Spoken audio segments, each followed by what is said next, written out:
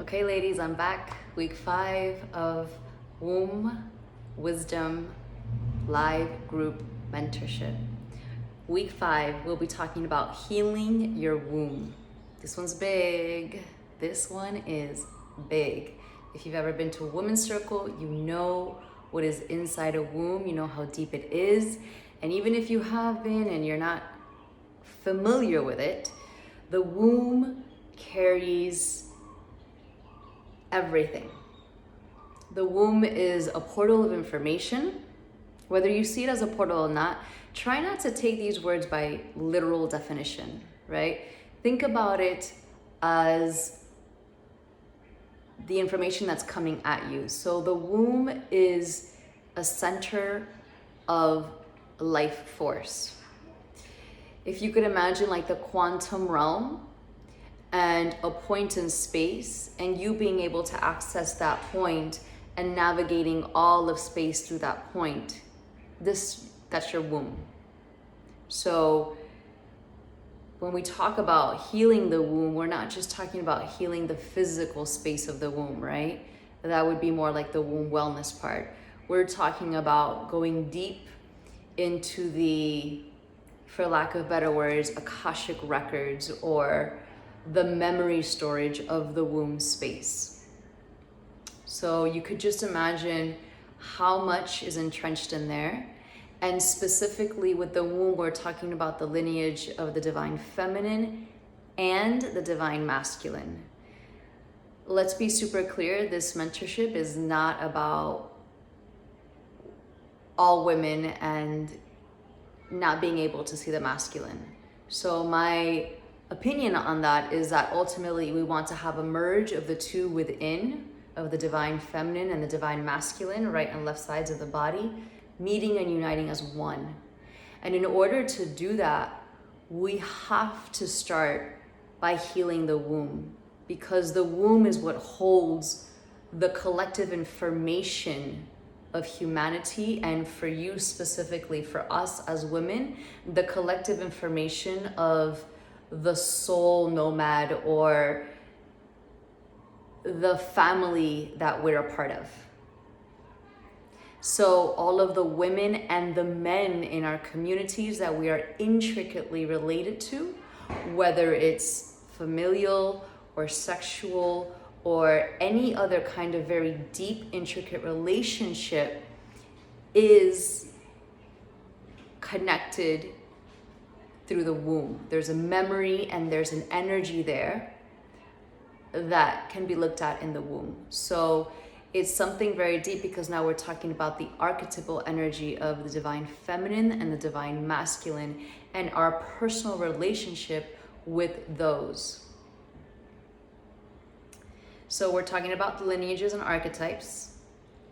We're going to be discussing cutting cords, of course. If you haven't heard of that concept, there are energetic ties, you can say, to anyone that you have been intimate with in your life in any sort of way. Specifically if they've been in contact with your womb, but in any sort of interaction where there was any kind of sexual energetic exchange. This can be virtual, guys. We live in a very different world than when these teachings first arrived on Earth. Meaning we live in a very technological world. So the things that we are doing, the practices, the lifestyles that some of us are living, or the choices that we're making, are affecting us at much deeper levels than we can possibly understand. So this is why understanding our energetic ties is very important, because this is no longer just about the deep relationships we've had in our lives. This goes way deeper, because we are making ties much quicker now because of the type of world that we live in. So being able to have a clear channel and a clear womb, and being able to have a practice where you're able to come back to that, is extremely powerful. because if you have ties in those energetic spaces, that's going to be reflected in the way you navigate the world and the way that you are manifesting and creating and projecting out into the world. So it's not just cutting cords in the sense of a meditation of past relationships. This is a little bit deeper than that, a lot deeper than that. And we'll be talking about abortion and miscarriages. So my women that have experienced that, there is a specific closure that needs to happen within the womb. And the medical system is not in tune with it.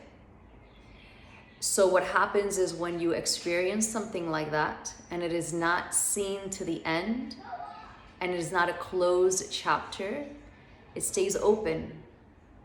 And that energy lingers in our emotional field, in our heart womb, and in the rest of our reality. So this is something that could have happened to you years ago, over 10 years ago.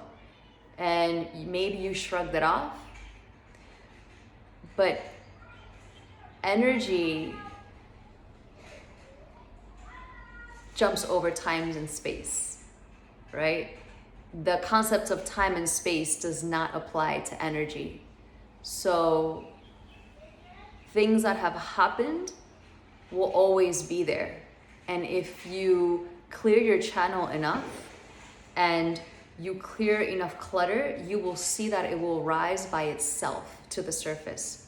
So if this is something that you've experienced, and I know that there's a large population of women who have experienced these things, because the statistics don't lie, and we are not being told how to close these energetic cycles. And then these energetic cycles either stay in our womb or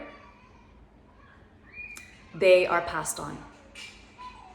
So these are very powerful topics, and I'm really excited to get deep into them. So week 5, healing your womb, lineage and archetypes, cutting cords or energetic ties, and completing the abortion or miscarriage cycle.